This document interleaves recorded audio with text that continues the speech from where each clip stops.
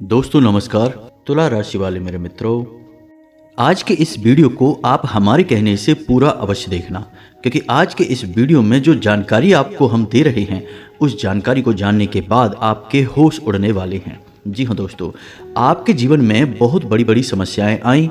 कई बार तो ऐसी स्थिति भी उत्पन्न हुई कि जब आपकी जान जाते जाते बची। भगवान की कृपा रही या फिर आपके पुरखे पूर्वजों का आशीर्वाद आपके ऊपर रहा कि आपकी जान तो बच गई, लेकिन आपके ऊपर से कष्ट और परेशानियों का साया अभी तक हट नहीं पाया है।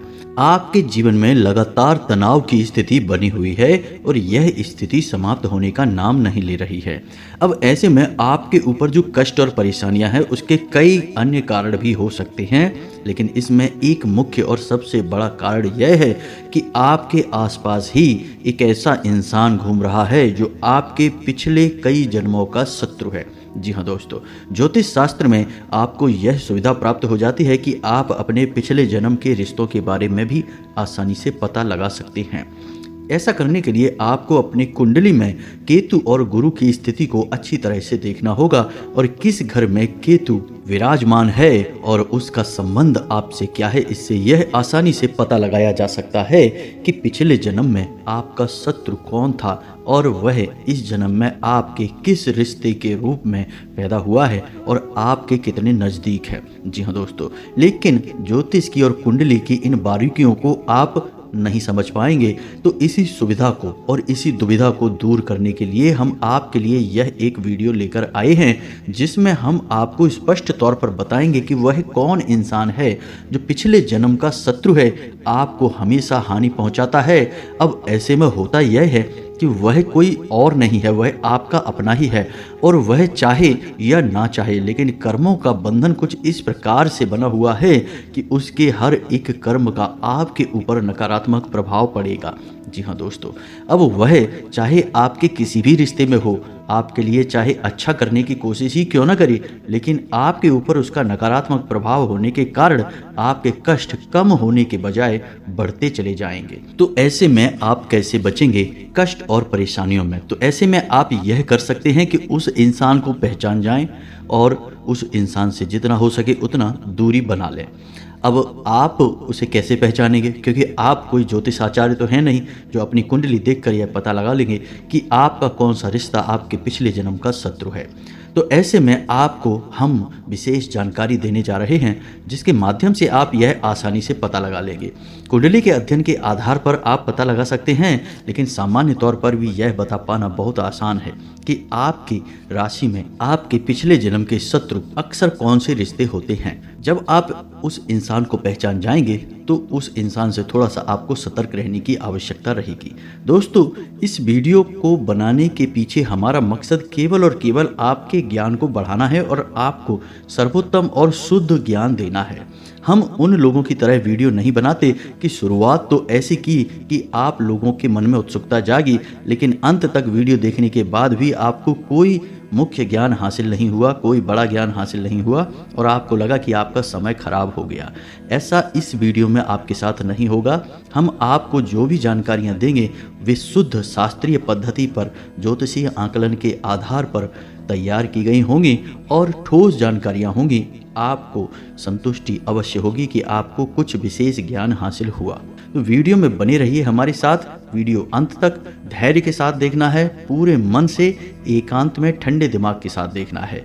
वीडियो की शुरुआत करते हैं। आपको अद्भुत ज्ञान के सागर में एक डुबकी लगवाते हैं। तो चलिए दोस्तों, वीडियो की शुरुआत करें, लेकिन इससे पहले आपको एक ऐसी कहानी सुनाते हैं जो इस बात को साबित करेगी कि हमारी जैसी दृष्टि होती है वैसी ही यह सृष्टि होती है। जी हाँ दोस्तों, तो कहानी को ध्यान से सुनिए। एक बार एक गांव में महामारी फैल गई, तो उस गांव से लोग निकलकर आसपास के गांव में जाने लगे और रहने लगे।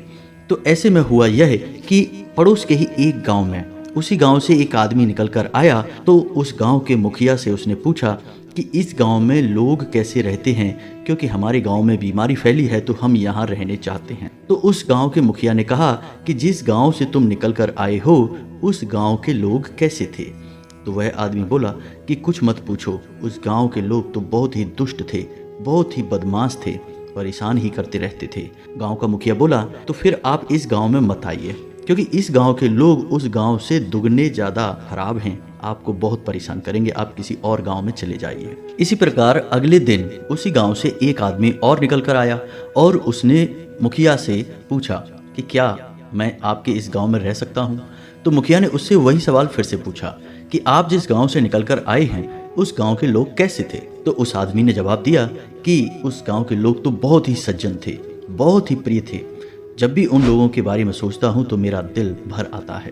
तो मुखिया ने कहा कि तुम्हारा स्वागत है इस गांव में, क्योंकि इस गांव के लोग उस गांव से भी दुगने अच्छे हैं और आपका इस गांव में बहुत मन लगेगा। अब यही दृश्य मुखिया के बगल से बैठे गांव के लोग भी देख रहे थे। तो उन्होंने मुखिया जी से पूछ ही लिया कि आपने एक आदमी से कहा कि इस गांव के लोग बहुत ही बदमाश हैं, आपको परेशान करेंगे, और दूसरे आदमी से कहा कि इस गांव के लोग बहुत अच्छे हैं, तो ऐसा कैसे हो सकता है? या तो अच्छे होंगे या फिर खराब होंगे। तो मुखिया जी ने जो जवाब दिया वह जवाब सुनने लायक है और उस जवाब में बहुत बड़ी सीख छुपी हुई है। तो मुखिया जी ने कहा कि यदि उस आदमी को जिसने कहा कि उसके गांव में लोग खराब थे, उस आदमी को मैं इस गांव में रहने देता तो वह अपने स्वभाव के चलते इस गांव में भी लोगों से लड़ाइयाँ झगड़े करता और अपने कई दुश्मन बना लेता और उसके बाद उसके लिए यह गांव भी खराब हो जाता। ठीक इसी प्रकार उस आदमी को जिसको मैंने कहा कि इस गांव में रह सकते हो, उस आदमी का अच्छा स्वभाव, उसका मित्रवत व्यवहार तमाम नए मित्रों को जन्म दे देगा और उसके लिए यह गांव भी सुंदर हो जाएगा, इस गांव के लोग भी अच्छे हो जाएंगे। तो कहने का मतलब यह हुआ कि इंसान का जैसा स्वभाव और व्यवहार होता है वैसे ही लोगों का उसके साथ भी स्वभाव और व्यवहार होता है। अच्छे इंसान के साथ लोग अच्छा ही व्यवहार करते हैं और बुरे इंसान के साथ लोग हमेशा बुरा व्यवहार ही करते हैं। तो इससे यह साबित होता है कि हमारी जैसी दृष्टि होती है इस संसार को देखने की, वैसे ही यह सृष्टि भी होती है हमारे प्रति। जी हाँ दोस्तों, तो इस कहानी से हमें यह सीख मिलती है कि हमेशा सकारात्मक रहिए, प्रेम पूर्ण व्यवहार करिए, दुनिया भी आपके लिए सकारात्मक और प्रेम पूर्ण बन जाएगी। तो चलिए दोस्तों, वीडियो की शुरुआत करते हैं। कमेंट में पूरे भक्तिभाव के साथ जय मां भद्रकाली अवश्य लिखना, माता का प्रेम और आशीर्वाद आपको प्राप्त होगा। तो दोस्तों, बात करते हैं धर्मशास्त्रों की, क्योंकि ज्योतिष और धर्मशास्त्र एक दूसरे से जुड़े हुए हैं, कड़ियां एक दूसरे से जुड़ी रहती हैं। तो हमारा धर्म यह कहता है कि कोई भी इंसान अपने जीवन पर्यंत 6 प्रकार के कर्म करता है। जी हाँ दोस्तों, पहला कर्म है नित्य कर्म, यानी कि रोजमर्रा के द्वारा किए गए कार्य, इनका पुनर्जन्म से कोई लेना देना नहीं होता है। दूसरा है नैमित्य कर्म, यानी कि जो नियम से किए जाने वाले कर्म होते हैं। तीसरा है काम्य कर्म, यानी कि मन में किसी इच्छा को लेकर किया जाने वाला कर्म होता है। चौथा है निष्काम कर्म, यानी कि इस कर्म में कोई भी स्वार्थ नहीं होता है, बिना किसी स्वार्थ के किया गया, जैसे दान धर्म का कर्म होता है, इसे निष्काम्य कर्म कहा जाता है। पांचवा है संचित कर्म, यह प्रारब्ध सहेजे हुए होता है, यानी कि इस कर्म को करने से अगले जन्म के बंधन बनते हैं, यानी कि प्रारब्ध लेकर आप पैदा होते हैं। और छठा है निषिद्ध कर्म, यानी ऐसे काम जिन्हें करना नहीं चाहिए, जिनका हमारे शास्त्रों में रोक लगाई गई है, मना किया गया है कि इन्हें नहीं करना है, निषिद्ध कर्म होते हैं। तो जब भी कोई इंसान संचित कर्म करता है, निषिद्ध कर्म करता है, तो उसके प्रारब्ध बनने लगते हैं और अगले जन्म में जब वह किसी और स्थान पर किसी और गर्भ से जन्म लेता है तो उसके साथ उसके जो प्रारब्ध हैं वे भी जन्म लेते हैं और प्रारब्ध के अनुसार ही जिन जिन लोगों के साथ उसका अच्छा बुरा संबंध रहा है वे भी उसके आसपास उसके संबंधियों के रूप में उत्पन्न होते हैं। यदि किसी व्यक्ति के साथ प्रारब्ध का संबंध अच्छा है तो वह आपके लिए जीवन में सुविधाएं उत्पन्न करने के लिए पैदा हुआ है, और यदि बुरा है तो वह आपको इस जन्म में कष्ट देने के लिए पैदा हुआ है। तो यह तो है हमारे शास्त्रों में पिछले जन्म के कर्म बंधनों और रिश्ते नातों का हिसाब किताब। अब ठीक इसी प्रकार हमारे जो रिश्ते नाते हैं, जो हमारे संबंधी हैं, उनका भी हमारे पिछले जन्म से किस प्रकार का नाता है यह भी बताया गया है हमारे धर्मशास्त्रों में। तो इसे भी आप ध्यान से समझिए। हमारे शास्त्रों में हमारे जो रिश्ते नाते हैं उन्हें पिछले जन्म के बंधनों के आधार पर 4 भागों में बांटा गया है। पहला है ऋण संबंध, यानी कि कोई ऐसा संबंध जो पिछले जन्म का आपका ऋणी है या आप उसके ऋणी हैं, यानी कि यह लेन देन का संबंध है, तो यह आपकी धन हानि कराएगा। जी हाँ दोस्तों, इस जन्म में आपकी या तो धन हानि कराएगा और या फिर आपको विशेष धन लाभ कराएगा। दोनों प्रकार से यह संबंध आपके ऊपर आर्थिक तौर पर प्रभाव डालेगा। दूसरा है शत्रु संबंध। दोस्तों, यह संबंध ऐसा संबंध है जो आपकी पिछले जन्म की शत्रुता को दर्शाएगा। या तो आपने उसे सताया है, बुरी तरह से प्रताड़ित किया है, जिसका हिसाब किताब वह आपसे लेने इस जन्म में आया है, या फिर ठीक इसका उल्टा भी हो सकता है कि आपकी वजह से किसी व्यक्ति को इस जन्म में प्रताड़नाएं मिल रही हैं, मानसिक पीड़ाएं मिल रही हैं। ऐसा इसलिए क्योंकि पिछले जन्म में उसने आपको पीड़ाएं दी थी। जी हाँ दोस्तों, तो यह शत्रु संबंध होता है। तीसरा है उदासीन संबंध। अब उदासीन संबंध ऐसा होता है जो किसी कारण की वजह से आपसे नहीं जुड़ा है, बस सामाजिक परिवेश और परिस्थितियों के बस वह आपसे जुड़ चुका है। तो वह ना आपके साथ अच्छा है ना वह बुरा है, लेकिन उसके द्वारा किए गए कर्म या उसके साथ आपके द्वारा किए गए कर्म नए बंधनों को अवश्य जन्म देगा, जो अगले जन्म में जाकर किसी न किसी प्रकार का आपका संस्कार बनेगा। जी हाँ दोस्तों, अब चौथा संबंध सेवक संबंध। दोस्तों, यह बहुत महत्वपूर्ण होता है क्योंकि इसमें ऐसा हुआ है कि पिछले जन्म में आपने किसी की बहुत सेवा की थी, अच्छे भाव के साथ सेवा की थी, जिससे वह बहुत प्रसन्न हुआ।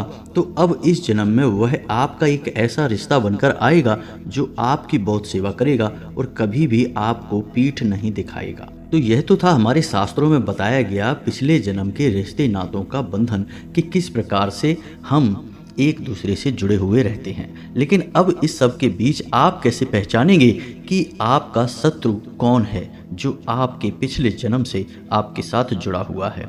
तो इसका सीधा सा सरल तरीका यह है दोस्तों कि जब भी कोई एक ऐसा इंसान आपके पास आएगा कि आपके साथ बैठते ही उसकी आत्मिक ऊर्जा आपको प्रभावित करेगी और आपका मन खराब होने लगेगा। ना तो आपको उसकी बातें अच्छी लगेंगी और ना ही उसके साथ आपका बंधन अच्छा चलेगा। अब चाहे वह रिश्ता आपका उसके साथ कुछ भी हो, चाहे वह आपका पुत्र हो, पिता हो, भाई हो या पत्नी हो या कोई भी और संबंध हो। वैसे हम आपको बता दें कि पिछले जन्म के जो शत्रु होते हैं वे अक्सर इस जन्म में हमारे पुत्र या पुत्री बनकर ही पैदा होते हैं। यह बहुत बड़ी संभावना होती है। जी हाँ दोस्तों, लेकिन इसका मतलब यह नहीं कि निश्चित तौर पर यही होता है कि हर एक पुत्र पिछले जन्म का शत्रु या मित्र है।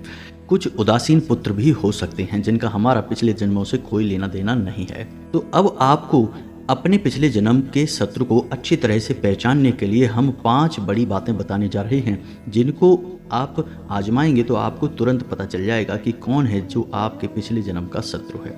जी हाँ दोस्तों, तो ध्यान से सुनिए सारी बातों को। सबसे पहली बात, एक ऐसा इंसान जो आपका हमेशा धन का नुकसान करवाता है। जी हाँ दोस्तों, चाहे वह स्वयं आपसे पैसे लेगा और समय पर वापस नहीं करेगा, और वापस करेगा भी तो बहुत बुराइयां और झगड़े होंगे, लेकिन बंधन आपसे टूट नहीं पाएगा। आप खूब कोशिश करेंगे कि उससे आप पीछा छुड़ा लें, आप उसे बिल्कुल भी पैसे नहीं देंगे, लेकिन हमेशा आप उसकी बातों में आते रहेंगे, फंसते रहेंगे और उसके द्वारा बनाई गई कहानी पर आप विश्वास कर लेंगे और हमेशा पैसे के मामले में वह आपको पीड़ाएं देता रहेगा। अब ऐसा भी हो सकता है कि वह पैसे ना मांगे स्वयं, लेकिन वह आपको कोई ऐसी योजना बताएगा, कोई ना कोई ऐसी स्कीम बताएगा जिससे आपका पैसा उलझ जाएगा, फंस जाएगा, यानी आपको आर्थिक नुकसान कराएगा। आप समझ जाइए कि यह आपका पिछले जन्म का शत्रु है और यह आपको कुछ ना कुछ नुकसान देने के लिए ही पैदा हुआ है। अब ऐसा नहीं है कि वह जानबूझकर ऐसा करेगा, उसके प्रारब्ध ही कुछ इस प्रकार के हैं, प्रकृति ने कुछ ऐसा प्रारब्ध ही उसे दिया है कि उसके द्वारा किया गया अच्छा कर्म भी आपको धन के प्रति नुकसान ही दिलाएगा। जी हाँ दोस्तों, तो जाने अनजाने में भी वह आपके लिए नुकसानदायक होगा, अनिष्टकारी होगा। दूसरा, एक ऐसा इंसान जिसे आप बहुत प्रेम करते हैं, जिसके बिना आप जी नहीं सकते हैं, यदि वह आपसे दूर चला जाए तो आपकी जान ही निकल जाएगी, लेकिन वह इंसान आपको ना तो इज्जत देता है और ना ही आपको प्रेम देता है। ऐसे में इस बात की प्रबल संभावना बनती है कि वह आपका पिछले जन्म का शत्रु है और पिछले जन्म में यही रवैया आपका उसके प्रति रहा था, जिसका बदला इस जन्म में वह लेने के लिए आया है। अब इसका भी मतलब यह नहीं है कि वह जानबूझकर आपको प्रताड़ित कर रहा है। उसके मन में आपके प्रति कोई याद है पिछले जन्म की, उसे कुछ भी याद नहीं है, लेकिन परिस्थितियां कुछ इस प्रकार की बनेंगी कि वह चाह कर भी आपका भला कर नहीं पाएगा, आपका साथ दे नहीं पाएगा। जब भी आप पर विपत्ति आएगी, यानी कि आपको उसकी सबसे अधिक ज़रूरत होगी, वह आपके साथ नहीं होगा। जी हाँ दोस्तों, परिस्थितियां ही कुछ इस प्रकार की बनेंगी, आपको उससे प्रेम करके केवल और केवल दुख ही प्राप्त होगा। अब तीसरा, एक ऐसा इंसान जिसे आपसे कोई खास लेना देना नहीं है, लेकिन वह आपसे बहुत चिढ़ता है, आपकी हमेशा बुराइयां करता है। जब भी आप उसके सामने जाते हैं तो उसका व्यवहार आपके लिए धोखेबाजी वाला होता है, यानी वह आपके सामने बहुत अच्छा बनने का नाटक करता है, दिखावा करता है और आपको धोखा देने में पूर्ण रूप से कामयाब भी हो जाता है। लेकिन पीठ के पीछे वह आपका बिल्कुल भी भला नहीं चाहता है, हमेशा आपकी बुराइयां करता है। अब ऐसे में होगा यह है कि वह आपकी पीठ के पीछे बुराइयां करेगा, आपको सुनने के लिए मिल भी जाएंगी, लेकिन आप अनचाहे में भी उसे स्वीकार कर लेंगे, आप उसका विरोध नहीं कर पाएंगे। जी हाँ दोस्तों, बंधन ही कुछ इस प्रकार का होगा, वह आपका सगा भाई होगा, पुत्र होगा, पत्नी होगी, या फिर कोई ऐसा नज़दीकी संबंध होगा कि आप चाह कर भी उसे नकार नहीं पाएंगे, उससे पीछा छोड़ा नहीं पाएंगे। अब ऐसे में होगा यह है कि आपको बहुत मानसिक पीड़ा होगी, आपके दिल में बहुत चोट लगेगी, लेकिन आपको यह सहना होगा, क्योंकि यह आपके पिछले जन्म का प्रारब्ध है, कर्म का बंधन है। अब ध्यान से सुनिए चौथा एक ऐसा संबंध होगा जो आपको हमेशा बुराइयों की ओर खींचेगा, आपके चरित्र का हनन करने की कोशिश करेगा। जी हाँ दोस्तों, आपके मन की सकारात्मक ऊर्जाओं को नकारात्मक बनाएगा, आपको व्यसनी बनाएगा, गलत आदतों में आपको डालने की कोशिश करेगा, आपके चरित्र को खराब कर देगा। जी हाँ दोस्तों, इस इंसान की वजह से आपको समाज में कई लांछन झेलने पड़ेंगे। हो सकता है कि आपके ऊपर बड़े से बड़े ऐसे लांछन लग जाएं जिनकी वजह से आपको संसार में मुंह दिखाना भी मुश्किल हो जाए। जी हाँ दोस्तों, ऐसा संबंध भी अक्सर आपका पुत्र, आपका मित्र या फिर भाई बनकर ही पैदा होता है, क्योंकि आप इनके अत्यधिक प्रभाव में रहते हैं। कभी कभी आपकी औलाद ऐसा कार्य कर जाएगी कि आपका समाज में मुंह दिखाना मुश्किल हो जाएगा। कभी कभी आपका मित्र आपको ऐसे कार्य करवाएगा जिसकी वजह से आपके ऊपर चरित्र हनन के आरोप लगेंगे, आपका चरित्र खराब हो जाएगा, समाज में आपकी छवि दूषित हो जाएगी। तो यह भी आपके पिछले जन्म का प्रारब्ध है और पिछले जन्म का शत्रु है। अब सुनिए पांचवा एक ऐसा संबंध है जो आपके लिए आपकी मृत्यु का कारक बनेगा। जी हाँ दोस्तों, एक ऐसा संबंध जो आपको ऐसे कार्य करवाएगा, कुछ ऐसे कार्यों की तरफ प्रेरित करेगा कि आपसे कुछ ऐसी घटना घटेगी जिसमें आपकी मृत्यु हो सकती है, या फिर हो सकता है कि आप मृत्यु के काफ़ी समीप जाकर बच जाएं, लेकिन आपको मृत्यु का एक बहुत बड़ा अनुभव यह संबंध करवाएगा। जी हाँ दोस्तों, अब आपकी मृत्यु इस संबंध की वजह से हो सकती थी, लेकिन कई और शक्तियां हैं जो इस जन्म में आपके साथ हैं, आपका संरक्षण कर रही हैं, जैसे आपके पुरखे पूर्वज, या फिर आपके कुल देवी या देवता, या फिर आपके आराध्य। आपकी धार्मिकता पक्की है, आप किसी देवी या देवता की सच्चे मन से पूजा पाठ करते हैं, तो वह सकारात्मक ऊर्जा भी आपकी रक्षा कर सकती है, लेकिन आपका मृत्यु से बहुत नज़दीकी सामना अवश्य होगा, और यह इसी रिश्ते की वजह से होगा। अब यह वह रिश्ता है जिसका पिछले जन्म से नाता है आपसे, और पिछले जन्म में शायद आप इसकी मृत्यु के कारक बने थे, और ऐसा ही इस जन्म में यह भी आपके साथ करेगा। अब यह भी जानबूझकर नहीं करेगा, कुछ परिस्थितियां ऐसी बनेंगी कि आपके साथ ऐसा होगा। जी हाँ दोस्तों, अब इसका मतलब यह नहीं है कि आप अपने रिश्ते नातों से नफरतें करने लग जाएं और उनके अंदर अपने शत्रु, अपने दुश्मनों को ढूंढने लग जाएं। इस वीडियो को बनाने का हमारा मकसद यह नहीं है कि हम आपके रिश्ते नातों में फूट डलवाना चाहते हैं। यह तो केवल और केवल आपके ज्ञान को बढ़ाने के लिए बनाया गया है कि हमारे शास्त्र और ज्योतिष क्या कहता है कि हम अपने शत्रुओं को कैसे पहचानें। लेकिन दोस्तों, हमने आपको जो कहानी सुनाई थी वीडियो के आरंभ में, उस कहानी सुनाने का मकसद यही था कि आप यदि अपने मन के विचार सबके लिए सकारात्मक रखें, अच्छे रखें, तो आपके शत्रु भी आपके लिए अच्छा ही करेंगे। यदि बुरा नहीं करेंगे तो अच्छा भी नहीं करेंगे, सम रहेंगे। लेकिन आपको अपने मन के विचार दूषित नहीं करने हैं, क्योंकि यदि आप अपने मन के विचार दूषित करेंगे, नकारात्मक करेंगे, किसी के लिए अपने मन में नफरतें, संदेह पैदा करेंगे, तो आप अपने कर्म को खराब कर रहे हैं और अगले जन्म के लिए अपने नए प्रारब्ध तैयार कर रहे हैं। आपको ऐसा नहीं करना है। अपने कुल देवी या देवता में पूर्ण आस्था रखें। कुल देवी और देवता के नाम का एक दीपक शाम के समय अपने घर की दहलीज पर अवश्य जलाया करिए। दीपक की बाती का मुख बाहर की ओर करिए। एक दीपक अपने पितृ और पूर्वजों के नाम का घर की दक्षिण दिशा में अवश्य जलाया करिए।